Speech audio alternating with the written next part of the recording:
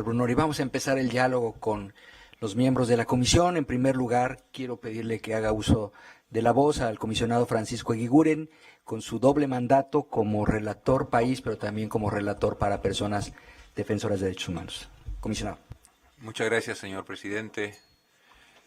Estamos en guerra contra el tiempo también y tenemos representaciones nutridas. Habría mucho que decir. En este caso, tengo una doble misión como relator para Colombia y como para defensor de derechos humanos. Quiero decir algunas cosas seguramente muy atropelladas por razones del tiempo. Nosotros hemos venido desde la comisión haciendo un seguimiento, un monitoreo, han habido algunas visitas periódicas. El año pasado estuvimos allí en una reunión de toma de contacto con las nuevas autoridades del gobierno del país, también con diversas instituciones, fue muy positivo, y con organizaciones de la sociedad civil. Se planteó, como se recordaba aquí, la necesidad de que se convoque nuevamente a estas comisiones y mesas de trabajo, pero hay un tema concreto, ¿no? Colombia nos muestra, por ejemplo, en el diálogo frecuente que hemos tenido con la unidad de protección, pues tiene varios miles de personas sometidas, sujetas a protección. Varios miles de vehículos blindados, chalecos antibalas, guardaespaldas, botones de pánico, teléfonos, etcétera. Todo eso es un avance muy importante.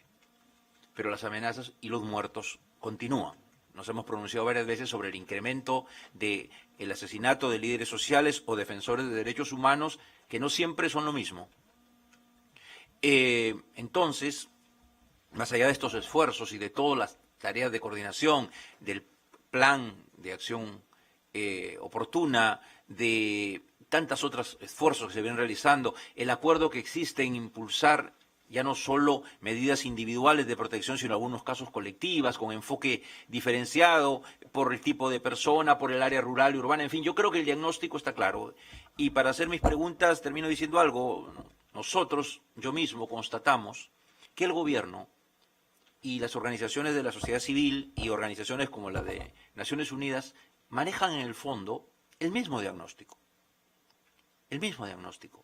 Las mismas cifras o muy parecidas entre la Defensoría y la Oficina del Alto Comisionado. Entonces no es un problema de diagnóstico.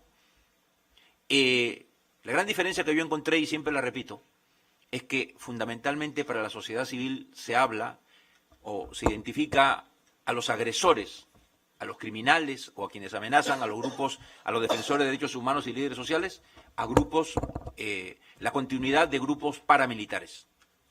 Del lado del Estado, esa palabra prefiere o se considera que no es tal y se habla de personas u organizaciones dedicadas a actividades ilícitas y al crimen organizado.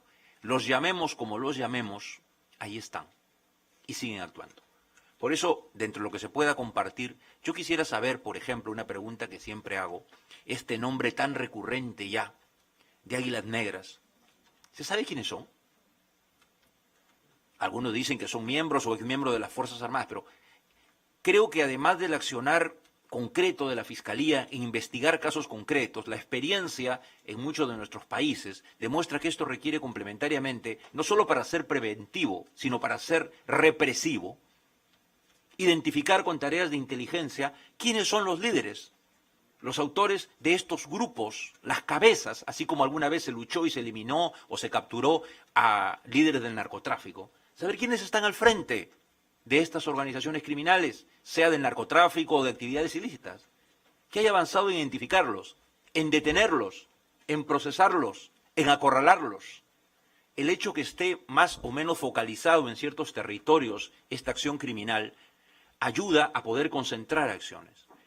Me interesaría saber qué tipo de acciones de ese tipo, no solamente de investigar o proteger a alguien que es amenazado, sino de enfrentamiento directo a líderes de estas organizaciones, a desmantelamiento de sus organizaciones, a persecución, a iniciativa de enfrentarlos, y no solo estar tratando de proteger o defender si hay algo pensado o avanzado o logros concretos en ese campo. Muchas gracias.